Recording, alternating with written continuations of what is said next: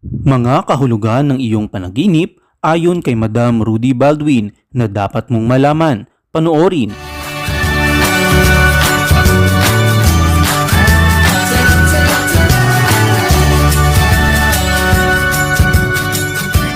Welcome to busygram.net, ang channel na nagbibigay kaalaman at latest na balita saan man sa mundo. Huwag kalimutang i-like, i-share, i-follow at i-subscribe ang busygram.net para maging updated ka sa mga latest happenings. May mga shoutouts din tayo kaya tutok lang hanggang sa huli. Sa pagpikit ng iyong mata ay maraming posibilidad ang maaaring iyong mapuntahan sa pamamagitan ng panaginip. Maaaring maganda ang mga bagay na nais mong mangyari sa totoong buhay o mga bagay na ayaw mong maganap sa realidad. Subalit hindi lingid sa iyong kaalaman ay lahat ng ito ay may kahulugan na dapat mong malaman at ito ay maaaring magsilbing gabay o babala para sa pagharap ng iyong buhay. Narito ang ilan sa mga kahulugan ng iyong panaginip na maaaring napanaginipan mo na ayon kay Madam Rudy Baldwin. Kung ikaw ay nanaginip na bahay na may iba't ibang kulay, magiging masaya ang iyong pamilya o ang sinumang tao na nasa loob ng bahay sa iyong panaginip. Kung ang panaginip mo naman ay bahay na hinahampas ng hangin, ang ibig sabihin ng panaginip na ito ay paninirang puri at isa sa iyong pamilya ang makakaranas nito. Kung sa iyong panaginip ay nasira ng malakas na hangin ng iyong bahay, ay magiging matagumpay ang mga naninirang puri sa inyo.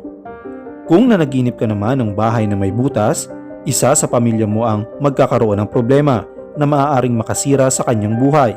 Maaaring mabuntis ng maaga ang iyong kapatid o maaari ring masangkot sa isang aksidente ang isa sa iyong kapamilya. Kaya mahalaga rin na mabantayan mo sila at mapaalalahanan o magabayan sa kung ano ang tama at mali. Kung ang panaginip mo naman ay bahay na madilim ang paligid pero may ilaw, isa sa pamilya mo ang masasawi.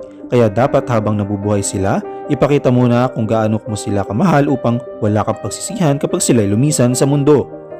Kung ang panaginip mo ay bahay na maraming tao, magkakaroon ka ng makakasama habang buhay at kahit kailan ay hindi ka na mag-iisa. Kaya kapag natagpuan mo na ang taong makakasama mo sa buhay ay mahalin mo siya ng lubos upang maging maganda ang iyong pagsasama. Kung sa iyong panaginip ay nakakita ka ng bahay na walang gamit, may dalawang ibig sabihin ng panaginip na ito. Una, makakapag-asawa ka ng mahirap. Pangalawa, makikitira ka sa ibang tao at hindi magiging madali ang iyong buhay. Kung ang panaginip mo naman ay nasa loob ka ng bahay na mag-isa, ipinahihiwatig nito na magiging mag-isa ka habang ikaw ay nabubuhay, tatandang dalaga o binata. Kung sa panaginip mo naman ay nakakita ka ng bahay na nasira, kapag ikaw ay nakapanaginip nito, ay maaaring masira ang inyong pamilya o magkakaroon ng tinatawag na broken family. Hindi magiging maganda ang pagsasama ng iyong pamilya, kaya mahalaga na habang maaga pa ay magkaroon ng magandang samahan sa pagitan ng bawat isa. Kung nanaginip ka naman na bahay na bukas ng bintana, para sa mga walang asawa, ito ay simbolo na magkakaroon ka ng manliligaw at maaaring siya na ang makakasama mo pang habang buhay. Para naman sa may asawa, ang ibig sabihin nito ay may darating na tukso sa inyo. Maaaring ang isa sa inyo ay magkakaroon ng third party. Kaya ang payo ni Madam Rudy Baldwin sa mga mag-asawa ay pagtibayin ninyo ang inyong pagsasama at pagmamahalan upang maiwasan ninyo ito.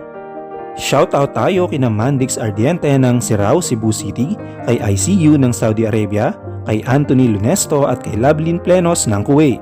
Kung nakapanaginip ka naman ng brown na pera, nangangahulugan ito na may darating na pera sa iyo ngunit may kakaibat itong problema. Kaya dapat kang may dumating na pera ay itabi mo ito at huwag gastusin sa mga bagay na hindi naman kapaki-pakinabang.